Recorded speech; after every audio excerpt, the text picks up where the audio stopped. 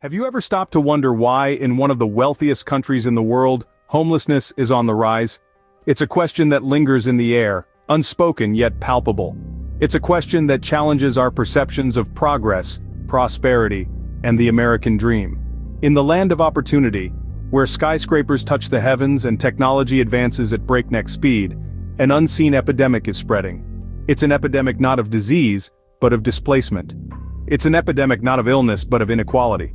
This epidemic is homelessness, and it's growing at an alarming rate. In the past 5 years alone, homelessness in America has surged. Thousands upon thousands of individuals, from every walk of life, find themselves without a home. No corner of the country is immune. From the sun-soaked streets of Los Angeles to the bustling boroughs of New York City, from the sprawling suburbs of Houston to the picturesque parks of San Francisco, the crisis is pervasive. The statistics are startling. In the last 2 years, the number of people experiencing homelessness has risen by nearly 10%. That's a hike not seen since the financial crisis of 2008. But this isn't a crisis confined to the recesses of Wall Street, it's a crisis unfolding on the sidewalks of Main Street. This is not a fleeting issue, not a blip on the radar. It's a systemic problem, a societal failing. It's a reflection of a widening wealth gap, of a housing market spiraling out of reach, of social safety nets stretched thin and breaking. But why? Why, in a nation of such wealth and prosperity, is homelessness on the rise? Why, in a country built on the promise of life, liberty, and the pursuit of happiness, are so many left without a place to call home? These are the questions we must ask. These are the truths we must confront. And confront them we will, because it's not enough to simply acknowledge the problem, we must strive to understand it, to unravel the complex web of causes and effects. It's time to delve deeper into this issue and uncover the truth behind the escalating crisis. To understand the root causes, we've sought insights from those who study this issue closely. From the halls of academia to the front lines of social work, experts have been grappling with the issue of homelessness for years. They've spent countless hours analyzing data, conducting interviews, and developing theories, all in the hope of answering one question: why are there more and more homeless people across America? Dr. Jane Doe, a sociologist specializing in urban studies, suggests that the answer lies in unaffordable housing. The cost of living, particularly housing, has outpaced wage growth in many parts of the country, she explains. This means that even people who are working full-time can struggle to afford a roof over their heads. But it's not just about economics. John Smith, a psychologist who works with homeless individuals, brings attention to the role of mental health. He observes, "Many of the people I work with are dealing with serious mental health issues. Without the right support, these individuals can find it incredibly difficult to maintain stable housing." Addiction, too, plays a significant part. Mary Johnson, a substance abuse counselor, sees this firsthand. Addiction can lead to job loss, estrangement from family, and ultimately homelessness, she says. It's a vicious cycle that can be hard to break without help. Then there's the issue of unemployment. According to labor economist Robert Brown, job loss can quickly lead to homelessness, especially for individuals without a safety net. And once someone becomes homeless, it can be incredibly difficult to find work again. Despite their different perspectives, all of these experts agree on one thing: the causes of homelessness are multifaceted. It's not just about lack of housing or jobs, it's about mental health, addiction, and a society that often fails to provide the support that vulnerable individuals need. As we've heard from our experts, the causes of homelessness are complex and intertwined. But homelessness is not just about numbers and statistics, it's about real people, with real stories. Picture this: a woman, let's call her Mary, a single mother of 2, working 2 jobs just to make ends meet. But one day, the restaurant where she waitresses closes down.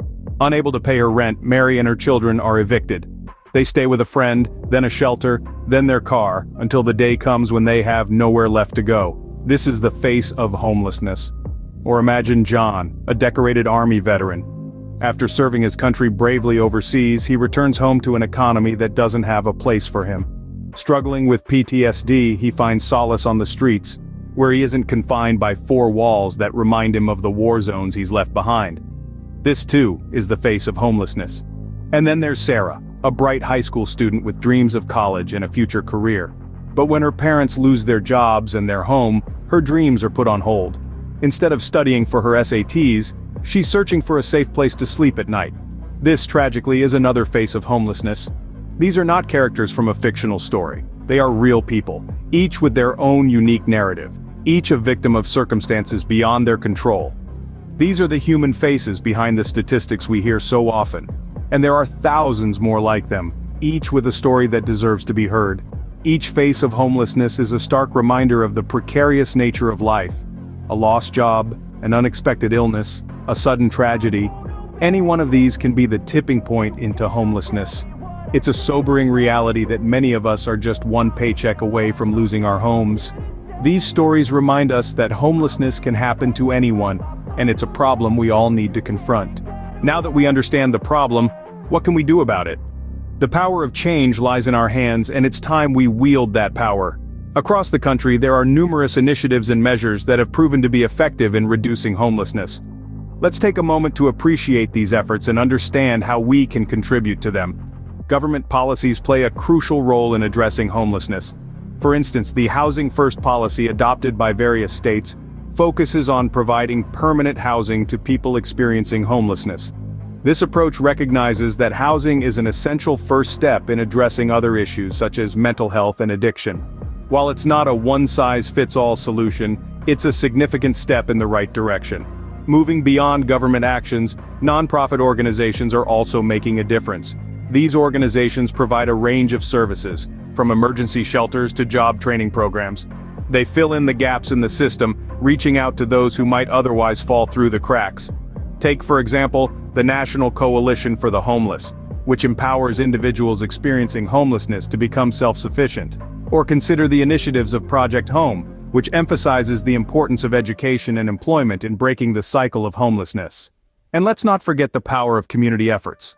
From local food drives to neighborhood shelters, these grassroots initiatives provide immediate relief to those in need. They also foster a sense of community and solidarity, reminding us that we're all in this together. It's important to remember that every effort counts, no matter how small.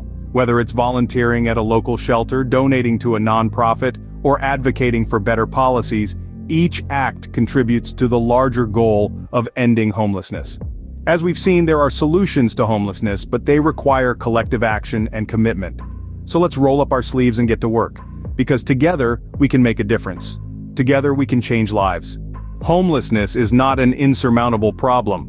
It's a challenge, yes, but one that we can tackle with unity, compassion, and determination.